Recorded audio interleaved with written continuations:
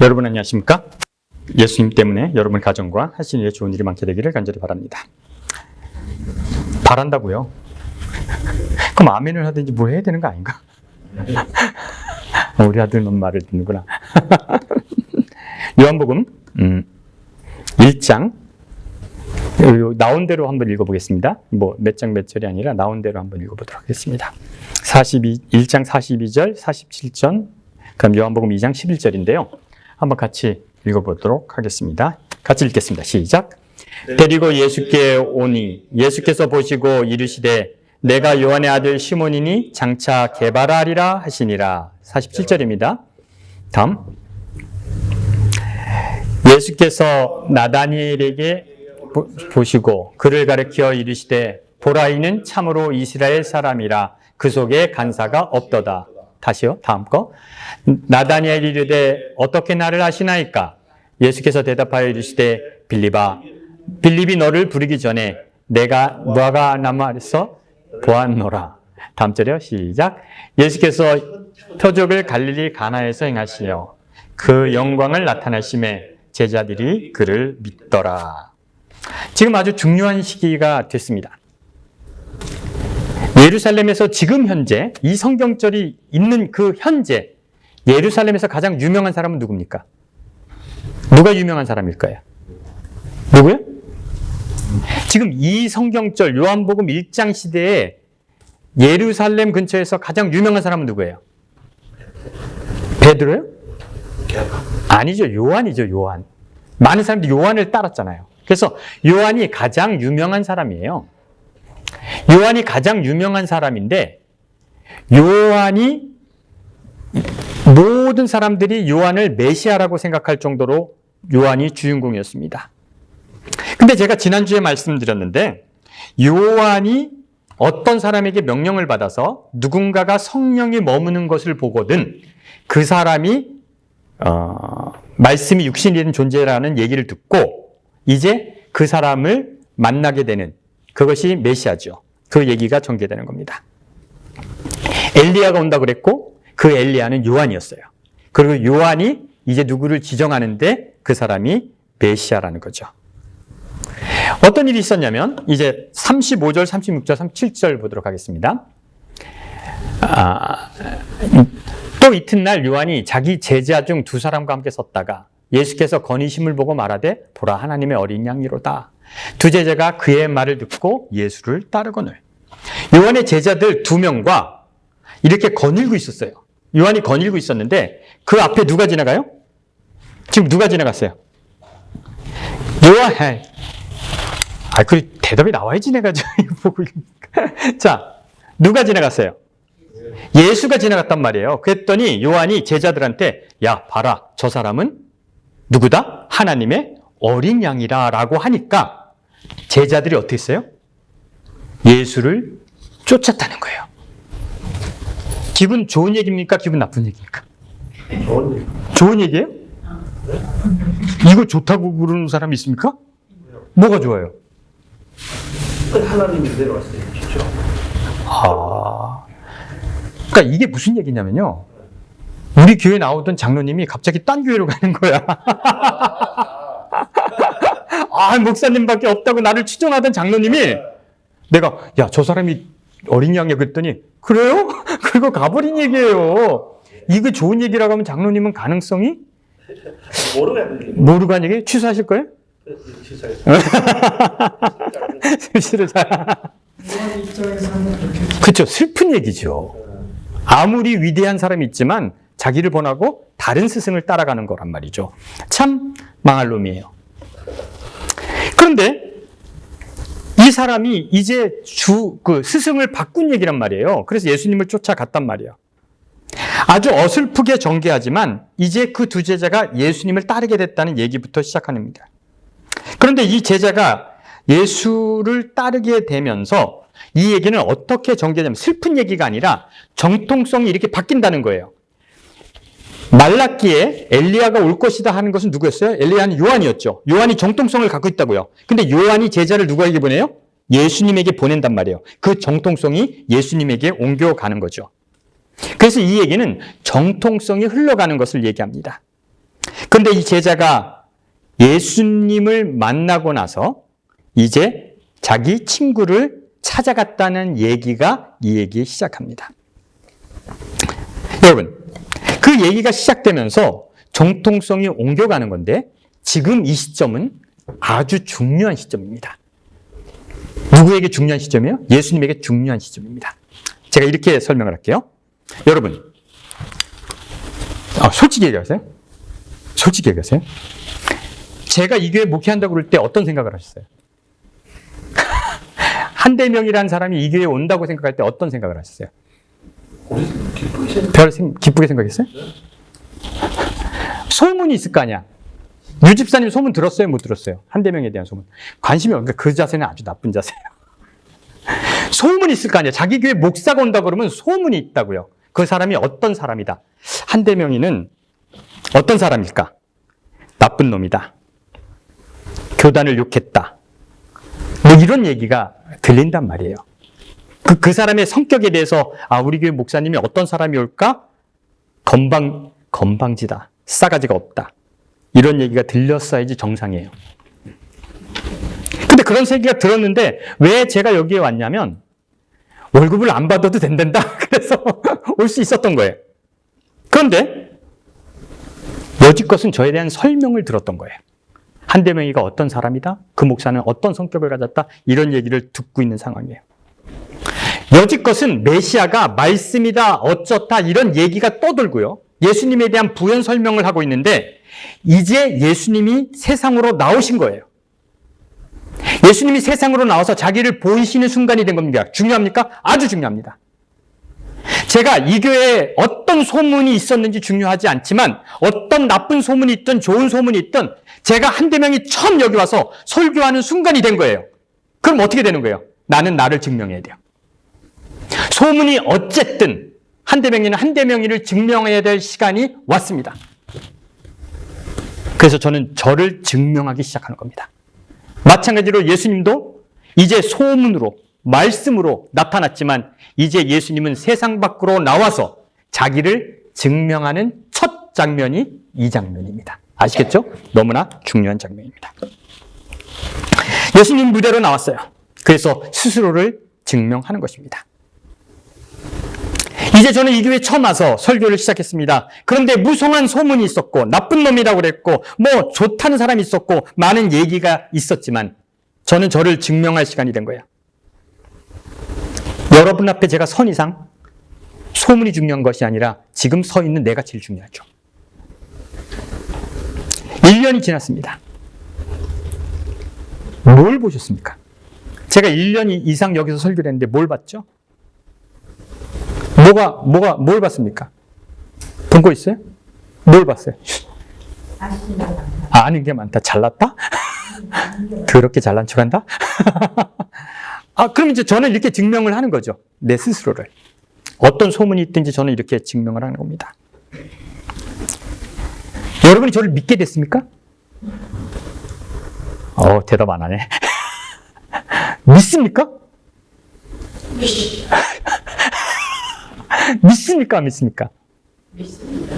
뭘 믿어요? 믿는 거 되게 어려운 거예요. 믿지도 말아야 되고. 그런데 종교는 믿어야지 됩니다. 여러분이 저는 안 믿어도 되지만 종교는 믿음 없이 안 됩니다. 그래서 예수님은 자기를 믿게 해야 돼요. 그렇죠? 예수님을 믿게 해야 돼요. 내가 하나님의 아들임을, 어린 양임을 믿게 해야 합니다. 그래서 예수님을 믿게 하는 방법을 쓰신 것이 이 방법입니다. 제가 이 방법을 설명을 해드릴게요. 요한복음 1장에 예수님이 자기를 믿게 하는 방법 2가지를 설명했는데 이것이 여러분이 처음에 읽은 성경절이에요. 요한의 제자가 예수님을 따르게 됐어요. 그 첫 번째 제자 이름이 안드레라는 제자입니다. 안드레가 예수님을 만나고 제 친구 시몬에게 갑니다. 그죠? 시몬에게 갑니다. 야, 시몬아, 내가 메시아를 만난 것 같아. 그랬더니 시몬이 안드레랑 같이 예수님께 갔어요. 그래서 예수님께 뚜벅뚜벅 왔어요. 그랬더니 예수님이 그 시몬한테 뭐라 그랬어요? 읽었잖아요. 너가 시몬이구나. 너의 이름은 게바가 될 거야. 베드로가 될 거야. 어떤 느낌이 드세요? 어떤 느낌이 드세요? 누군가 나한테 왔는데 모르는 사람인데 이름을 딱 불러. 넌 성깔 있구나. 넌 좋은 사람이 될 거야. 그 사람이 충격 받았을까요? 안 받을까요? 받았죠. 두 번째 얘기입니다. 빌립이란 사람이 안드레, 시몬, 빌립이 같은 동네 사람이에요. 그래서 빌립도 예수님의 제자가 됐습니다. 이 빌립도 똑같은 방법으로 나다니엘을 찾아갑니다. 나다니엘을 찾아가서 야, 내가 메시아를 만났어. 그랬더니 나다니엘이 야, 갈릴리에서 어떻게 갈릴리가 아니죠. 나사렛에서 어떻게 선한 것이 나겠니? 야, 거의. 그랬는데 그러고 나서 따라갔어요. 따라갔더니 예수님께서 나다니엘이 오는 걸 보고 너는 이스라엘 중에 정말 좋은 사람이야. 네 마음엔 간사가 없어. 이제 뭐예요? 마음까지 봤어요. 그러고 나서 그 다음에 무슨 얘기예요? 한 장만 넘겨보세요. 나다니엘이 이르되 내가 어떻게 나를 아시나?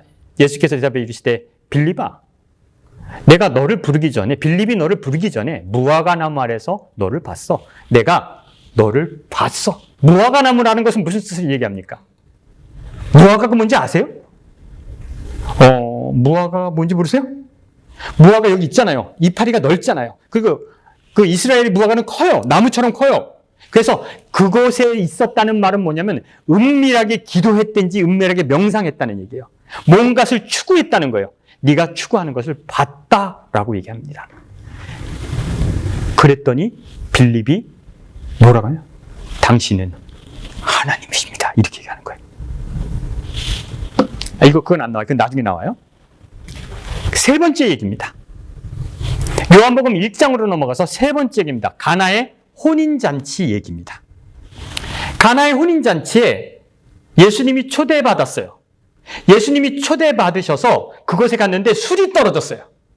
술이 떨어졌는데 예수님이 예수야 술이 떨어졌다 그랬더니 엄마 날 따위가 안 됐어요. 그랬더니 그래서 이렇게 얘기하다가 야 물두멍에 물을 좀 버라. 그리고 그걸 떠다줘라.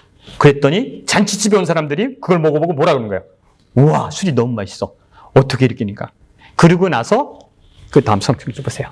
이렇게 신앙 고백을 하는 겁니다. 사람들이 이걸 보고 예수께서 첫 표적을 갈릴리 가나에서 행하여 그 영광을 나타내심에 제자들이 믿더라. 이런 얘기를 하는 거예요. 예수님을 믿게 하는 방법 세 가지가 나왔습니다. 믿을 만한 일인가요? 그러면 믿을 수 있습니까? 저렇게 하면 믿을 수 있습니까, 여러분? 어때요? 어떻게 하면 저렇게 하면 믿을 수 있는 거예요? 누군가 내 이름을 알아듣고 내 성격을 알아보고 내가 무엇을 했는지 알고 물을 포도주로 만들면 믿음이 생기는 겁니까? 생각해 보세요. 생길까요? 조선 말엽에 박창렬이라는 무당이 있었어요. 충주 사람이에요. 박창렬이라는 무당이 있었는데 충주 사람인데 흥선대원과 명성황후라며 민비라는 게 맞아요. 그 민비랑 흥선대원이랑 싸우는데 이모군란이 일어나서 흥선대원군이가 민비의 세력을 축출합니다. 그리고 민비가 죽었다고 하고 민비의 장례식을 합니다. 민비가 죽었다고 장례식을 했어요. 그런데 시체를 발견하죠. 장례식을 했는데 이 여자가 죽었는지 안 죽었는지 몰라요. 근데 충주에 있는 이 박창렬이라는 이 무당은 무슨 생각을 하냐면 민비가 살았을 것이다 생각했어요. 그리고 민비가 살아있으면 친정인 충주에 와 있을 것이다 예상을 했어요. 그래서 정보원들을 풀었어요. 그래서 민비가 자기 처갓집에 그러니까 자기 친정에 와 있는 것을 알게 됐어요. 그리고 충주에서 자기가 가장 영험한 무당이니까 자기를 찾아올 수 있다고 생각을 했어요. 기다리고 있었죠. 소문도 내고 오게끔 만들었죠. 그래서 민비가 박창렬이라는 무당을 찾아왔을 때 박창렬이가 어떻게 했겠습니까? 어떻게 했겠어요? 아싸. 응? 아싸 그러고 어떻게 표현했겠어요? 당신은 왕기가 흐르는 사람인데 어찌 나를 이게 벌써 이제 막 나가는 거죠? 영험해요, 안 영험해요? 왕상입니다. 여기에 계실 분이 아닙니다. 믿을까요? 안 믿을까요? 당신은 곧 궁궐로 돌아갈 것입니다. 그렇게 됐습니까? 안 됐습니까? 됐어요. 궁궐로 돌아갈 때 민비가 이 사람을 데려갔을까요? 안 데려갔을까요? 데려갔죠. 영험하다고 그랬어요. 그래서 고종이 조선 말엽에 통치를 할 때 이 사람의 제가를 받았어요.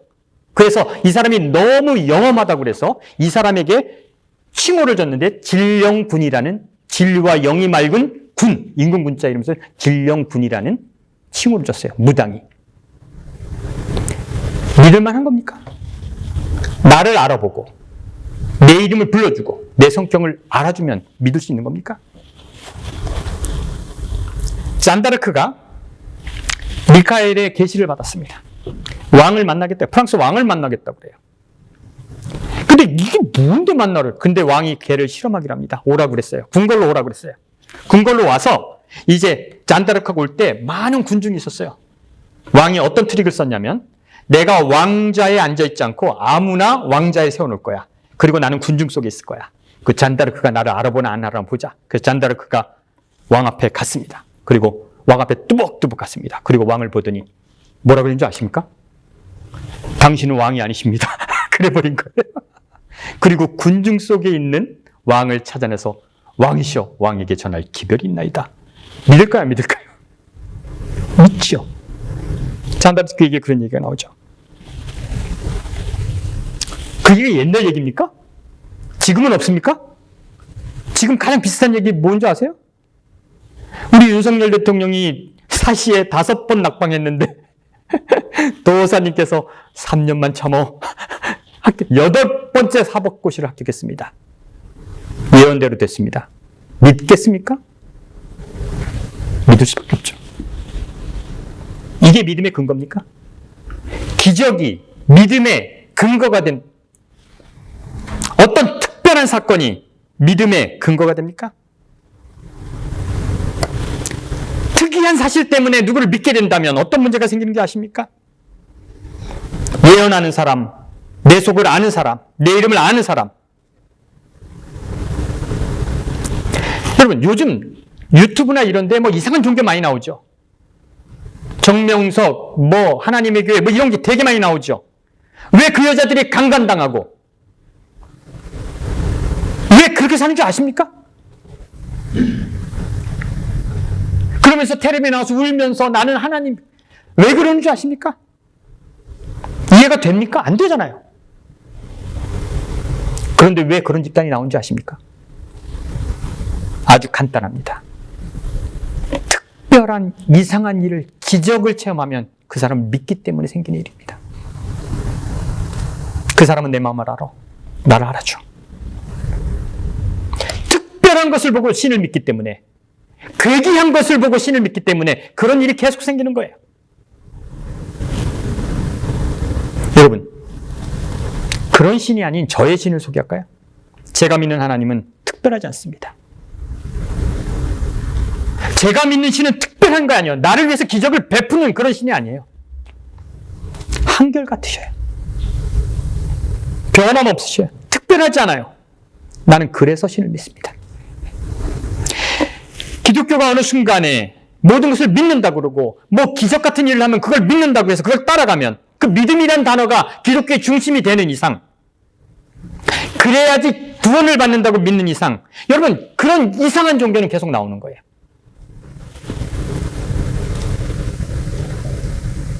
저는 믿음이란 단어가 엄청나게 우리를 망가뜨렸다고 생각해요. 여러분 도인 엄마 나를 믿습니까? 가장 많이 나를 아는데 저기 고개 흔드는 거 봐 아니래. 믿지 마세요. 저는 믿을 만한 사람도 아니고 믿어서도 안 됩니다. 믿지 마세요. 근데 제가 이 설명을 하면서 아주 불완전한 예인데 이 예를 들을게요. 죄송하지만 들을게요. 팔불출이라는 소리를 들을 수 있지만 제가 이 얘기를 할게요.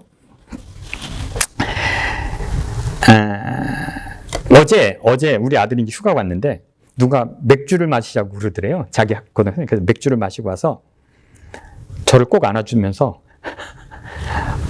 뭐라고 얘기를 하더라고요.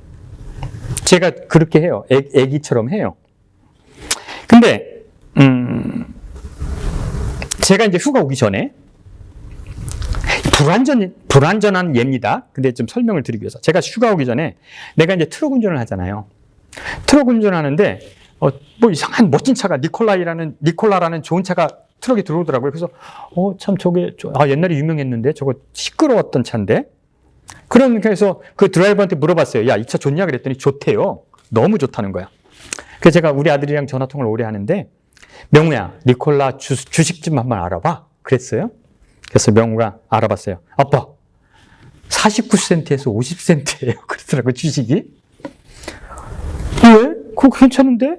알아보니까 30불에 상장이 되고 60불 넘게 올라갔다가 뚝 떨어져서 50센트라는 거예요. 그래서 제가 월요일인가 휴가를 왔어요. 그래서 제가 아침에 휴가를 왔기 때문에 그날 일을 안 하고 쟤를 데리고 아침에 형제갈비 가서 설렁탕을 먹고, 갈비탕을 먹고, 얘랑 이제 니콜라의 대리점 갔어요. 가고, 항구의 전기 충전소를 갔어요. 이제 니콜라이가 이렇게 나오는 거야. 그러고 나서 제가 이제 그때 체크가 800불짜리 먹고 이거 주고 뭐 이렇게 하면서, 이거 사면 괜찮을 것 같다고 그랬어요. 일주일 사이에 얼마 벌었는지 아십니까? 10,000불 넘게 벌었어요. 일주일 사이에. 딱 일주일 사이에. 재밌지 않습니까? 돈 버는 거 되게 웃기죠? 휴가 왔는데. 저 애를 군대를 보낼 때 아무도 잘한다는 사람 없었어요. 저에게 아무도 잘한다, 다 뭐라고 했어요. 근데 제가 여러 사람들이 물어봤어요. 군대 갔다 온 사람한테 물어봤어요. 근데 군대 갔다 온 사람은 후회하지 않더라고요. 그래? 제가 벌써 8년 이상을 군 생활을 했습니다. 그쵸? 아시겠죠? 꼬맹이 때 왔었잖아요. 쟤는 38살 때 은퇴를 합니다. 11년인가 남았대요. 벌써 그렇게 지났어요. 거의 10년을 했어요. 제가 장로님네 집보다 비싼 집을 샀어요. 방 4개 화장실. 좋은 집을 샀어요. 26살이에요. 대학원을 졸업했습니다. 그리고 제가 50살 때 연금을 얼마나 받을까, 보험이나 이런 걸 미리 다 해줘서 제가 50살 되면 얼마를 받냐면요, 지금 돈으로 15,000불을 다달이에 받을 수 있어요.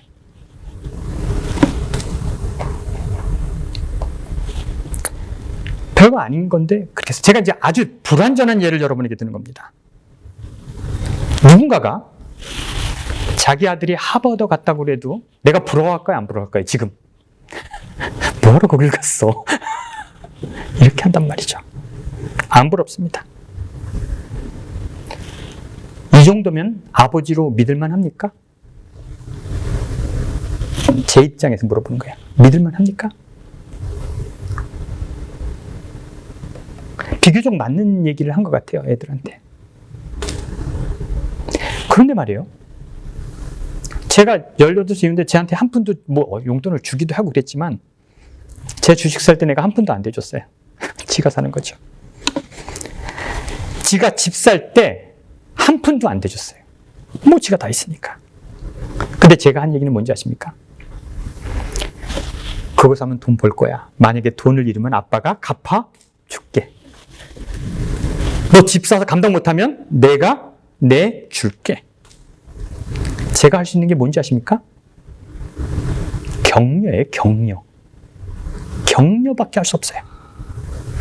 너는 할 수 있어. 너는 충분히 잘하고 있어. 그게 옳은 것 같아. 저는 이것이 신의 영역이라고 생각합니다. 하나님이 우리에게 줄 수 있는 건 돈이 아니에요. 명예가 아니에요. 뭐라고요? 격려예요. 할 수 있어. 그게 옳은 길이야. 가! 젊고 예쁜 여자의 몸에 손을 대고 그 여자랑 하룻밤을 자는 그런 신이 필요가 없어요. 그런 신의 대리자는 있을 수도 없어요. 돈을 내야지 하나님의 사업이 된다고 하는 그런 종교는 그런 종교가 아니에요. 그런 신은 신이 아니에요. 보이는 것을 믿고 움직이는 것, 기적을 믿는 것, 이건 신이 아니에요. 신의 영역이 아니에요. 종교가 할 수 있는 것은 뭔지 아십니까? 신이 여러분에게 할 수 있는 것이 뭔지 아세요? 따라 하시기 바랍니다. 격려. 격려입니다. 그게 옳거든 해라. 그게 옳거든 그 길을 가라. 믿음이 아니에요. 하나님 믿는 게 중요한 것이 아니라 종교가 여러분에게 할 수 있는 영역은 격려예요. 그게 옳으니? 그럼 그 가. 잘 될 거야. 그것이 옳은 길이야. 신은 책임지지 않습니다. 신은 아무것도 해주지 않아요. 그럼 여러분들에게 뭐를 준다고요? 격려를 합니다. 옳은 길을 가. 그것이 너에게 뭐 할 것이야? 좋을 것이야. 아버지가 해줄 수 있는 게 뭔지 아십니까? 격려예요. 예수님께서 말씀이 육신이 돼서 이 땅에 오신 이유가 뭔지 아십니까? 3년간 보이신 게 뭔지 아세요? 만약에 기적을 통해서 예수님이 내가 하나님됨을 보여야 했다면 기적을 일으켜야죠. 뭐하러 이 땅에 오셔서 사셔요? 말씀이 육신이 될 필요가 없어요. 기적만 일으키면 사람이 믿으니까. 그래서 기독교는 기적을 갖고 믿는 게 아닙니다. 예수님이 그래서 사람이 믿게 했다고 성경은 표현했을지라도 예수님이 이름을 알고 성격을 알고 기적을 행해서 예수님 믿는 종교는 불완전한 종교예요. 그 종교가 안 된다고 성경은 이야기하는 거잖아요. 성경절 다음 거 보시겠습니다. 요한복음 1장 더 내려가세요. 더 내리세요. 다 같이 읽겠습니다. 시작. 말씀이 육신이 되어 우리 가운데 거하심에 우리가 그 영광을 보니 아버지의 독생자의 영광이요 은혜와 진리가 충만하더라. 왜 굳이 말씀이 육신이 돼서 우리 가운데 거했는지 아십니까? 증명해 가는 거예요. 믿게 하는 게 아닙니다. 예수님이 이 땅에 오셔서 살아가며 말씀이 옳다는 것을 증명하는 것을 보이는 거예요. 그것이 말씀이 육신이 된 겁니다. 그렇게 살아도 이 땅에 손해보지 않는다는 그 삶을 보여주는 거예요. 그것이 말씀이 육신이 된 거예요. 더 불완전한 예를 하나 더 들어볼게요. 제가 일요일마다 탁구를 치러 갑니다. 근데 탁구를 치러 가면 처음 오는 사람들 있잖아요. 저는 처음 가도 주인 같아요. 저는 제 맘이에요. 눈치를 보고 구석에서 그 기계를 가지고 쳐요. 탁구 못 나가. 거기서 계속 몇 번을 갔는데 거기서 못 나오더라고요. 은근하게 텃세가 있어요. 근데 저는 고등학교 때 뭐 이렇게 좀 쳤기 때문에 그래도 조금은 쳐요. 근데 그 탁구장에 한 3, 40명이 오는데 못 타는 사람이랑 쳐주는 사람이 정호랑 저밖에 없어요. 제가 뭐 칭찬하면 그렇지만 이 세상에 제가 만난 중에 제일 착한 친구예요. 착해. 머리를 빡빡 깎았던 뭐 좀 그런 건 아니에요. 저 착한 애예요. 그런데 저 친구의 성격과 저의 차이가 있어요. 저 친구는 쳐주세요 하면 쳐요. 지가 가서 쳐줄게요는 못해. 성격이 내성적이야. 근데 저는 어떻게 하는 줄 아십니까? 아저씨 이리 오세요. 제가 쳐드릴게요. 아줌마 일로 와요. 내가 이렇게 쳐요. 얼마 전에 갔더니 제가 그 교회 담임 목사인 줄 알더라고. 너무 주인같이 하니까. 내가 대장이야? 뭐 그냥. 그래서 한 몇 달을 쳤어요. 지지난주부터 어떤 아줌마야? 어떤 아줌마가 잘하시는 거예요. 그렇게 해야 돼요. 그렇게 해야 돼요. 여러분, 그 교회가 제가 전에 다른 교단의 교회예요. 한 목사 2단이니까 가지 말라고 했다는 그게. 그래서 그 해 사경의 교재가 바뀌었습니다. 저 때문에. 한대명 대책위원회가 있었어요. 그 담당이 누구였는지 알아요? 그 책임지고 오는 사람이 한대명의를 처리하라고 도현성 목사가 한대명의를 좀 바라보자고 위원회가 생길 정도로 시끄러웠어요. 2단이라고 그러니까 틀렸다고 그러니까. 그런 제가 그 교회 가서 탁구 치는 게 정상입니까? 아닙니까? 눈치 보일까요? 안 보일까요? 수군거림이 느껴질까요? 안 느껴질까요? 느껴집니다. 제가 탁구를 칩니다, 가서. 그리고 주인처럼 다 모르는 사람 가르치고. 그랬더니 지난주에 그 교회 집사님이 어떤 새로운 여자분한테 이렇게 하더라고요. 있잖아요. 저분이 탁구를 잘 가르쳐 주니까 끝나고 저분한테 배우세요. 그러더라고요.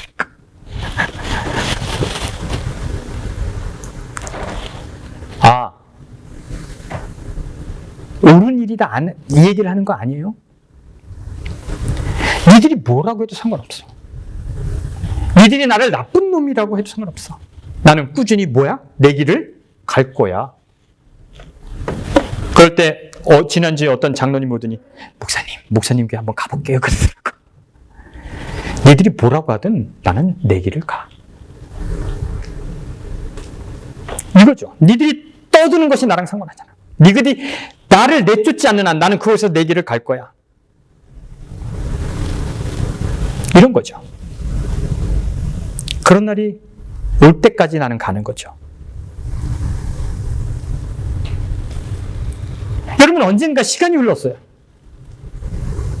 제가 이 교회에서 설교하지 않은 날이 오겠죠. 제가 죽든지 제가 어디를 가든지 그러겠죠. 근데 여러분들이 그때 지금 이 시간을 생각하면서 한대명이가 말하는 게 옳았구나. 한대명이가 성경에 대해서 설명하는 것이 옳았구나. 그렇게 남들이 뭐라고 그래도 그 사람이 가는 것이 옳았구나. 여러분, 그 사람의 열정이 옳았구나. 그 사람이 생각하는 것이 옳았구나. 그렇게 한다면 저는 성공한 거죠. 기적을 통한 것이 아니라 뭔가 역사를 이룬 것이 아니라 그냥 내가 그렇게 살아가는 것이 옳았구나. 여러분이 그것을 인정한다면 그것이 올바른 삶을 산 거죠. 예수님께서 말씀이 육신이 돼서 우리 가운데 거하시는 것이 그것을 원하시는 거였다면 예수님은 계속적으로 자기가 옳음을 뭐 해야 되는 거예요? 증명해 나가신 겁니다. 믿으라고 한 것이 아니에요. 예수님의 삶을 통해서 뭘 한 거예요? 자기가 옳음을 뭐 하는 거예요? 증명하는 거예요. 여러분은 여러분의 생각이 옳았음을 증명하면서 사십시오.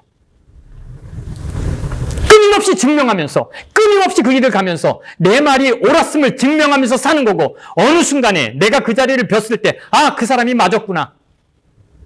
우리 명구가 아빠한테 가장 큰 찬사라는 게 뭔지 압니까? 아빠를 믿어요가 아니에요. 아빠 말이 맞았어요. 이 말을 들으면 된 거예요. 세상아, 이 힘든 세상아, 나를 욕하는 이 세상아, 나의 삶을 보며 손가락질을 하는 이 세상, 나보고 잘못됐다고 그러고 이단이라고 그러고 너는 옳지 않다라고 손가락질하는 이 세상아,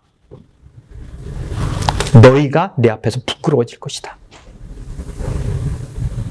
내가 그 길을 갈 때, 내가 그런 삶을 살 때 너희가 내 앞에 부끄러워질 것이다. 제가 눈치를 보면서 거기서 탁구를 치는데 사람들이 나한테 그게 맞아요, 그렇게 하셔야 돼요 한다는 것은 무슨 얘기를 하는 거예요? 내가 여지껏 살았던 삶이 부끄럽다는 거예요. 당신이 보니까 내 삶이 부끄러웠다는 거예요. 나는 타협해야 했고 나는 눈치만 봤는데 네가 하는 걸 보니까 내 행동이 뭐 했다는 거예요? 틀렸다는 것을 증명한 거예요. 예수님이 이 땅에 오셔서 우리에게 보이신 게 뭔 줄 아십니까?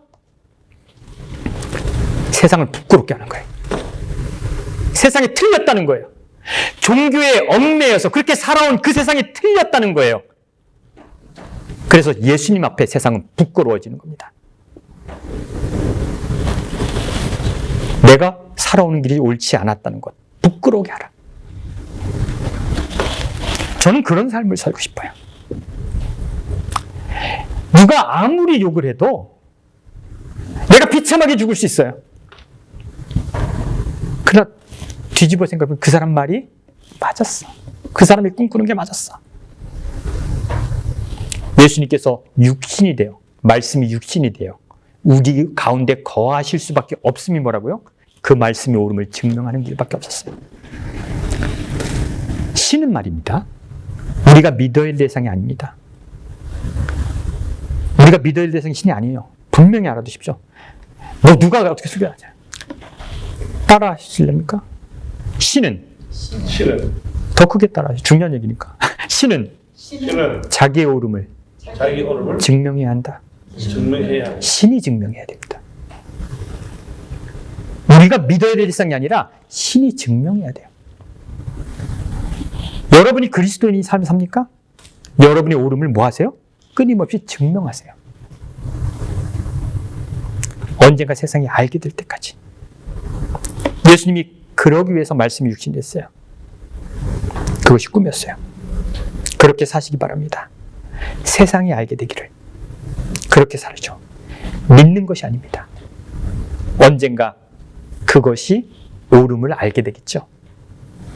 그런 그리스도인 삶을 살게 되기를 간절히 바랍니다. 기도하겠습니다.